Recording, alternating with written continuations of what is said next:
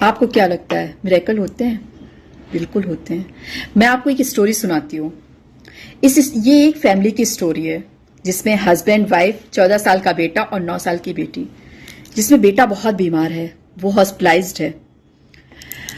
Husband wife बहुत परेशान हैं। वो कमरे में बैठे हुए आपस में बात कर रहे होते हैं कि मैंने अपने बेटे के इलाज में सारा पैसा खर्च कर दिया है, मेरा जितना बैंक बैलेंस है सब खर्च हो गया है, मेरे पास कुछ भी नहीं बचा है।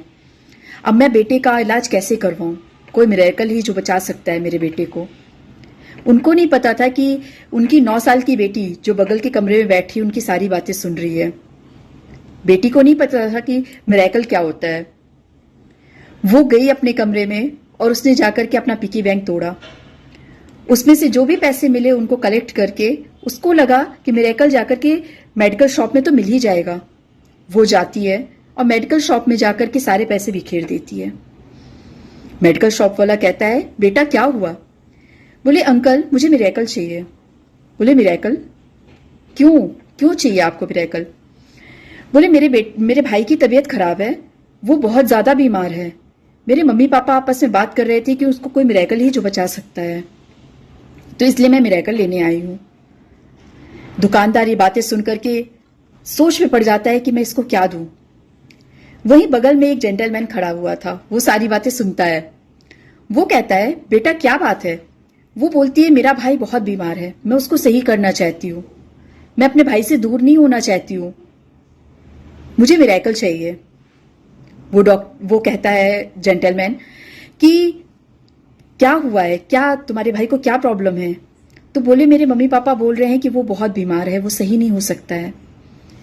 तो वो कहता है, चलो मैं तुम्हें मिरेकल देता हूं, तुम्हारे पास कितने पैसे हैं? वो कहती है, मेरे पास 70 रुपीज हैं। बोले, 70 रुपीज में आ जाएगा? बोले, हाँ हाँ बिल्कुल, इतने में ही आएगा मिरेकल। वो जो जेंटलमैन था वो अपना कोट उठाता है और उसके साथ चल देता है। वो एक डॉक्टर रहता है।